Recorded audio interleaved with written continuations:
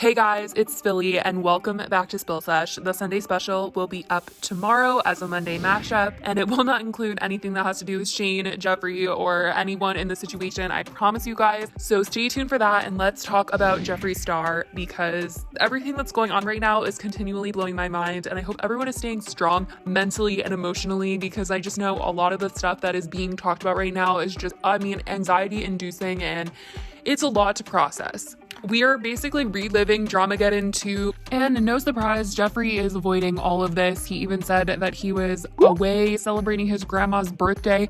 He put this photo on Instagram with the caption, "My grandmother just turned 103 years old, and I asked her how she wanted to celebrate. We're going to take her to visit the first house she ever lived in as a child. Grateful for every second I get to spend with her." This photo isn't even a recent photo because the account T-Sesh clocked it because he posted this exact photo on Twitter on January 30th, 2020 and said Miss Independence. So, okay, Jeffree. Everything is crazy. Things are hitting the fan, and I needed to talk about this video that came out today titled "By Jeffree Star, You're a Monster, My Experience." This is a video by Blair Whites, and to be honest, I went into this video just kind of like, I don't really know what to think or feel, and right now, I just have a lot of disgust. That's truly what it is. I don't think that any of this is like tea or drama, but a lot of you guys wanted me to cover what happened and kind of the timeline of things, and I want to discuss this with you guys because there are a lot of things being said right now that I don't agree with, and this is truly what is blowing my mind. So last year, at the end of Dramageddon, after all was said and done, when Jeffree came out and tweeted all the things that he had to tweet about James Charles, calling him a predator, asking his little brother why he moved to New York, all of these things that really made James Charles look like a very terrible human being, got to mainstream media. Everyone was waiting for Jeffree to drop this video with the receipts and proof to all of us that James Charles was a predator, and he never did. Instead, he came out with a video and he said that he regrets hitting the send button. Did I jump the gun on a situation that I didn't fully understand? Let's take this note for a second that in this video, Jeffree says he jumped the gun on something that he didn't fully understand. And chime in? Absolutely. And I am living with that every day. There's a lot of questions about my tweets, and I want to say that I regret them. You would think if he regrets talking about the situation and publicly tweeting about it, he would be done talking about it altogether. I don't regret much in my life, but I regret hitting the send button, and it made things worse. After that, he said that he's done. He said this exactly. I don't want to play the games anymore. And after he said this, I think everybody thought, hey, it wasn't what he thought he was.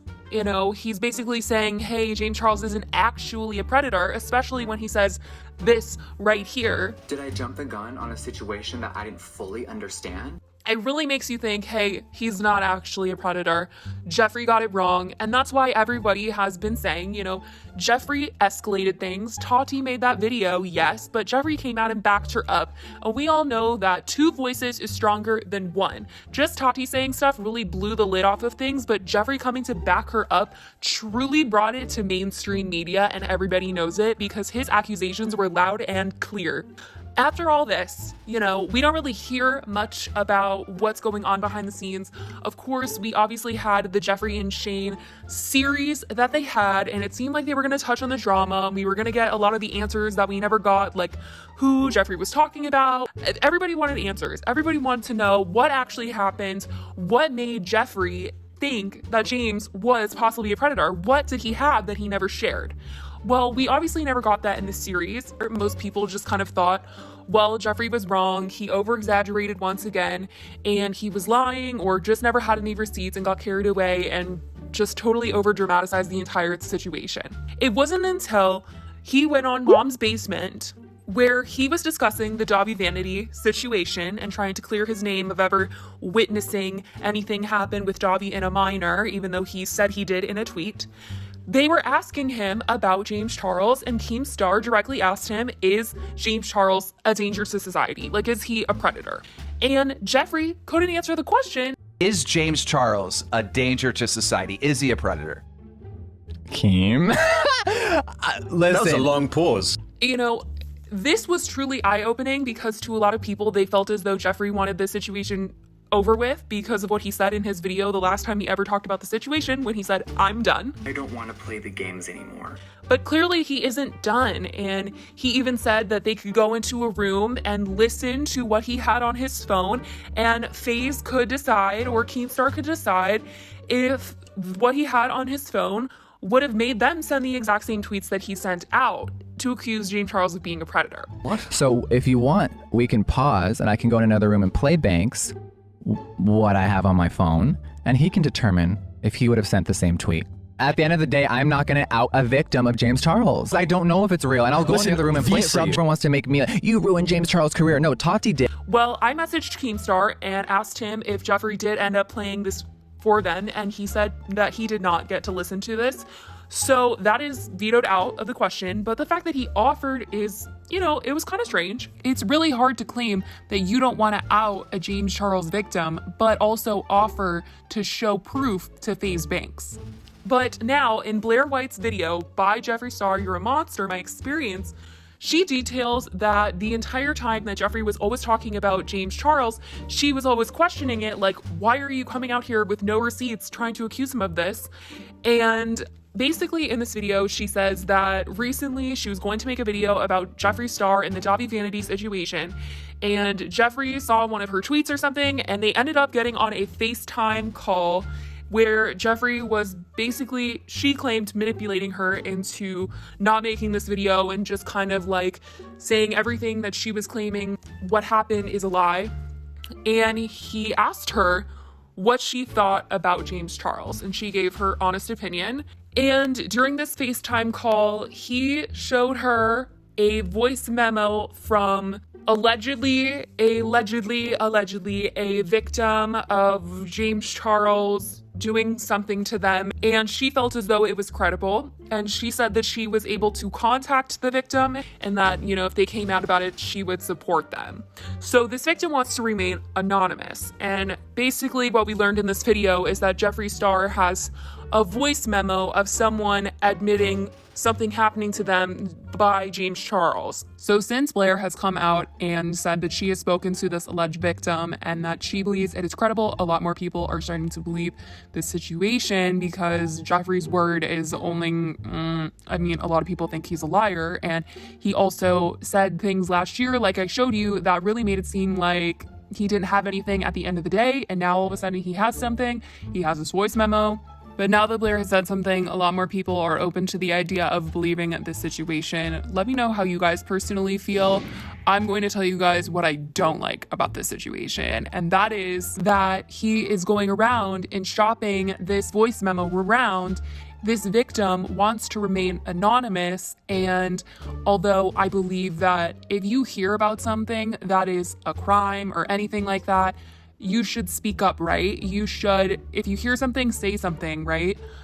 Don't out the victim. Absolutely not. If they want to remain anonymous, that's not what I'm saying. But I'm saying if you feel as though something is wrong and someone needs to be protected, I feel like action should be taken, not saying, hey, FaZe, let's go and analyze this, or showing Blair after asking, like, what do you think of James Charles? Well, listen to this, you know, what do you think now?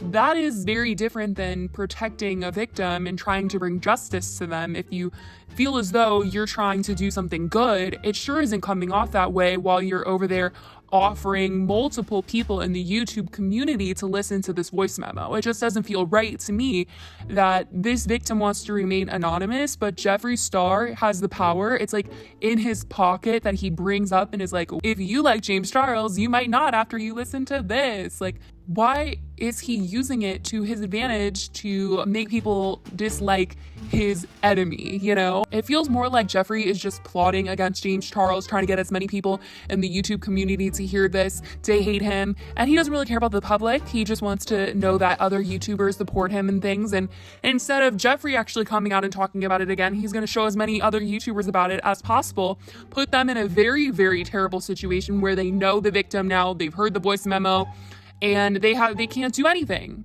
their hands are tied because a victim wants to remain anonymous, but Jeffree has shared personal information about them with someone else. And at the same time, it's kind of like almost blackmail, because now that they know all this information, at the end of the day, if all of this ends up being true and 100% proven by law or something, Jeffree could come out and be like, well, hey, this, and that YouTuber also knew about it and they were protecting the predator. So why don't you call them out?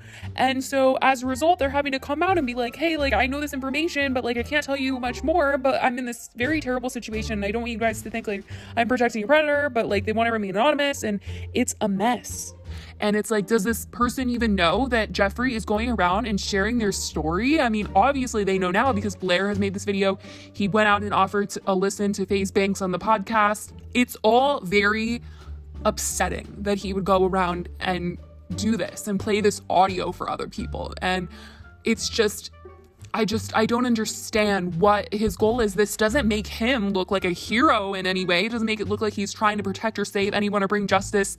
It's just wrong, everything about this. If you're going to share it with the proper authority, not Blair White and FaZe Banks. I mean, you know, it's unclear if FaZe actually heard it, but he was offered to get to listen to this. Jeffree is using this audio clip to his benefit, and I want to know what you guys think about this situation, how you guys feel about this information. It's honestly just beyond I can't even process it.